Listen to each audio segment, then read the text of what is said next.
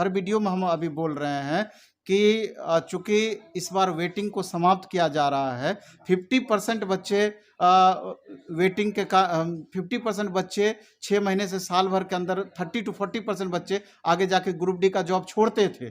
तो चूँकि वेटिंग 50% पहले से रहता था, तो जो बच्चे छोड़ते थे तो वेटिंग वाले बच्चों को मौका मिलता था। 1,03,000 वैकेंसी शुरू में तो ग्रुप डी का भर देगी, लेकिन आगे चल करके परेशानी निश्चित रूप से होना तय है, क्योंकि 30 से 40,000 सीट जो बाद में चल करके नहीं भरा जाएगा और जो बच्चे छोड़ेंगे, तो प्रश्न उठता है कि आखिर इन बच्चों का जो हक समाप्त हो रहा है, जो इन पर जिनका अधिकार बनता था इस 30,000 40,000 सीट पर, उसके लिए दोषी कौन है? क्योंकि ये निश्चित रूप से इतनी सीट अगर वैकेंट रहेगी तो अगली वैकेंसी में ऐड कर दिया जाएगा। इसलिए हमको मानते हैं कि रेलवे के अधिकारियों को भी इस बात को समझना चाहिए कि बाद में जो बच्चे सीट खाली करेंगे तो निश्चित रूप से नीचे के जो जिनको मार्क्स आया है तो उन बच्चों को मौका इसका जरूर मिलना चाहिए। यही स्थिति एनटीपीसी में भी होना है। तो आगे चल करके जिनका सीजीएल वगैरह में रिजल्ट होता है, या बीपीएससी या बिहार एसएससी सचिवालय सहायक में जिनका रिजल्ट हो जाएगा, वो भी बच्चे एनटीपीसी का छोड़ेंगे, तो वहां पर भी वेटिंग को समाप्त किया गया है।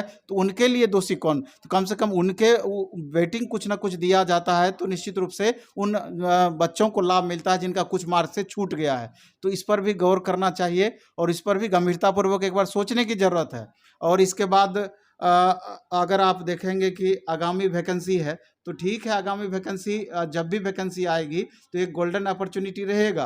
तो इसलिए अपने को तैयार रखना है, क्योंकि गवर्नमेंट की जो पॉलिसी है, लगातार निजीकरण को बढ़ावा दिया जा रहा है। अगर इस बार अगर आप मिस करते हैं, अगर ऐसे दौर में आपका रिजल्ट नहीं हो पाता है, तो आगे चल करके भविष्य हमको लगता है कि और भी खराब हो सकता है। आगे चल करके गवर्नमेंट जॉब पाने की जो आपकी लालसा है और ज़्यादा छीन हो सकती है। इसलिए इन सभी बातों पर गौर करके कोशिश करना है कि हम एक बार और बेहतर करने के लिए प्रयासरत हों।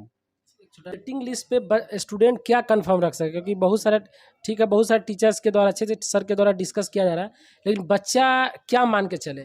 क्योंकि रेलवे के द्वारा अपडेट भी अभी तक कुछ नहीं आया है। क्योंकि इस पर मुद्दा गरमाया तो हुआ है, और आप जैसे टीचर काफ़ी इस पर थोड़ा बात भी कर रहे हैं, कितने सर तो इस पर बात भी नहीं करना चाहते। चलिए, में होता क्या है कि टीचर हैं, इतने बच्चे हमसे जुड़े हुए हैं, एक अलग तरह का लगाव भी हो जाता है, और जो सही है सही है, गलत है गलत है।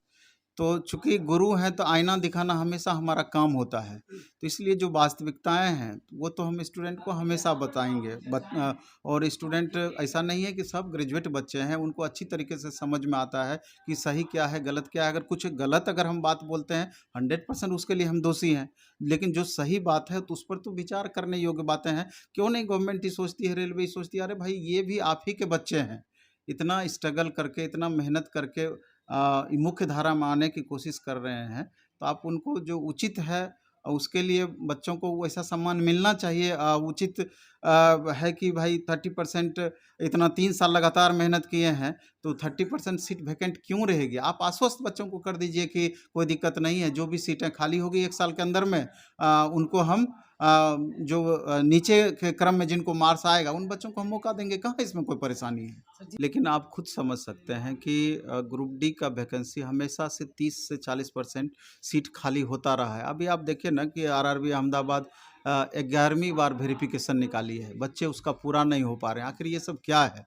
हम वो नहीं कर रहे हैं। अगर ऐसा लगता है कि इतना परेशानी इस चीज़ में है, तो कोई वैसा रूल बना दीजिए कि 1 साल के अंदर में देने की हम बात नहीं कर रहे हैं। इसी वैकेंसी का जो भी अलग से इसी वैकेंसी का जो सीट खाली होगा, तो इसी वैकेंसी के बच्चों से उसको भरा जाना चाहिए, मेरा ये कहना है। आप वैसा नियम बना दीजिए कि जो भी इसके नीचे के मेधा क्रम में रहेंगे उन बच्चों को अपॉर्चुनिटी मिल जाएगी। 1 साल के अंदर जितना सीट खाली होगा इन्हीं बच्चों से भर देंगे। कहीं कोई दिक्कत ही नहीं है, कहीं कोई इतना दुविधा वाली बात ही नहीं है, कोई कन्फ्यूजन वाली बात नहीं है। ऐसा क्लियर कर दे, किसी बच्चों को कोई परेशानी नहीं होगी। अरे हमको क्या इसमें परेशानी होना है?